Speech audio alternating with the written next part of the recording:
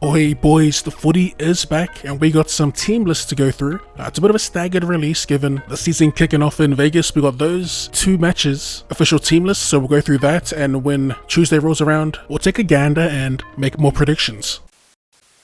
So we'll start with the Manly-Warringah Sea Eagles here. We got in the back five Tom Trbojevic, Jason Saab, Dorotau Kola, Ruben Garrick and Jackson Paulo. In the halves they got Luke Brooks and Skip Daly Cherry Evans. For the Bunnies, they got Latrell Mitchell, Alex Johnston, Isaiah Tass, Richard Kenner, and Jacob Gagai on the wing. Their halves, of course, Cody Walker and Lachlan Ilias.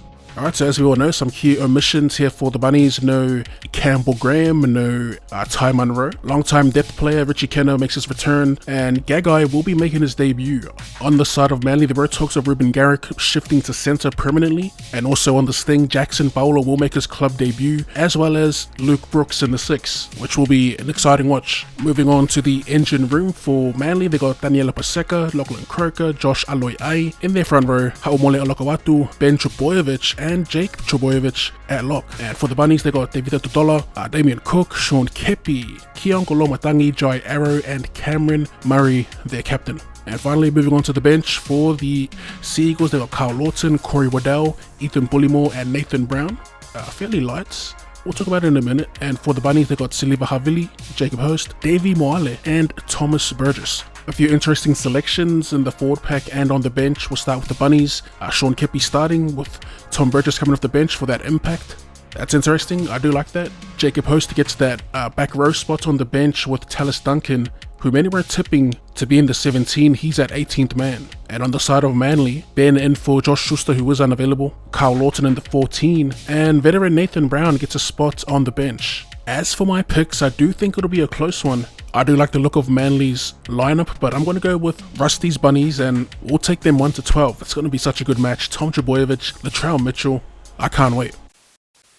And moving on to game 2, we got the Broncos taking on the Roosters. Here's how they line up. Starting off with the Roosters, their back 5. James Tedesco, Daniel Tupou, Billy Smith, Joseph Manu and Joseph Augusto Sualii. Their halves are Luke Keary and Sam Walker. For the Broncos, we got Therese Walsh, Jesse Arthurs, got Donny Staggs, Selwyn Cobbo, and Dean Mariner on the wing, with Ezra Mam and Adam Reynolds steering the ship. A few talking points for both sides, starting with the Roosters. There's not many. We all know Dom Young is out for a bit from a crusher tackle.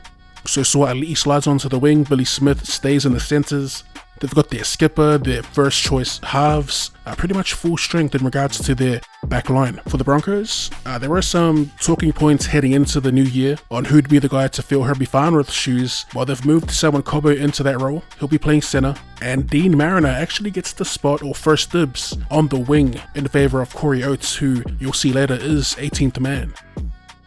Moving on to the engine room and the interchange, starting with the Chooks, we got Spencer Leniu in the front row, Brandon Smith, Lindsay Collins. In the back row, they got Siba Wong, Sidili Tuponua, and Victor Radley in the 13. For the Broncos, they got Corey Jensen, Billy Walters, Payne Haas, Brendan Piakura cleared, Jordan Ricky, that's the back row, and Carrigan at lock.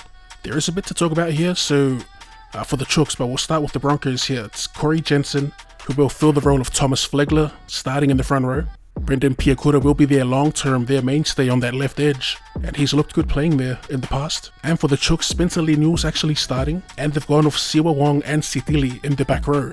I did not see that coming. I was expecting one of them to start and one to come off the bench. Speaking of, we'll go there for the Chooks. In the 14, Sandon Smith, Naufahu White, Nat Butcher, there he is, and Terrell May will round off their bench. And for the Broncos, we've got Tyson Smoothie, Fletcher Baker, Kobe Hetherington, and Xavier Willison. So again, a few surprises. In our ladder prediction, we're wondering who would partner Brandon Smith, and they've started off with Sandon Smith here in round 1. I do like that because Sandon, towards the end of their season, really popped off for them. And in my opinion, I think earned that 14 or first dibs on the 14. Nat Butcher, surprising that he's coming off the bench. Could there be a late switch there? Because isn't he like an 80-minute type player, or we'll say high minutes? And Naufahu White jumps in for what would have most likely been their veteran JWH. And for the side of the Broncos, It's an interesting bench, we'll say that. New recruit Fletcher Baker will be in rotation with Xavier Willison. But yeah, it's interesting. The role of Flegler will be sorely missed. And looking at this bench, I'm not seeing anyone that can play a similar type of role that he did, which was like just all offensive, super aggressive, and super physical. The jury's out on Fletcher Baker. I'm not really that familiar with his game. I mean, I've watched him play, but he sort of seemed like your typical one-dimensional cookie cutter type of front rower. Yeah, of the two benches, I'd give the slight upper hand to the Roosters. As for my picks, surprise, surprise, I'm taking the Broncos, and I will take them in a close one. 1 to 12 points, my reasoning, the Chooks, they've always looked good on paper these past couple of years, and they've always looked average on field. Specifically in attack, I'm not going to harp on their skipper maybe being a little disruptive in the line, ruining the flow, but what I will say is I do think that the Broncos do have more points in them. I'm just wondering whether or not their forward pack can match the physicality of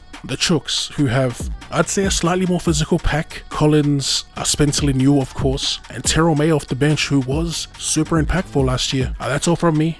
I'm taking the Bunnies 1 to 12 and the Bronx 1 to 12. And as for OddSquad Bakery, it is back. We're playing it safe for our first one. We're taking Manly's left winger, Jason Saab, and the Broncos left back row, Brendan Piakura. As per usual, boys, if you do have any tips of your own, let us know in the comment section down below. Thank you for tuning in, and I'll see you later.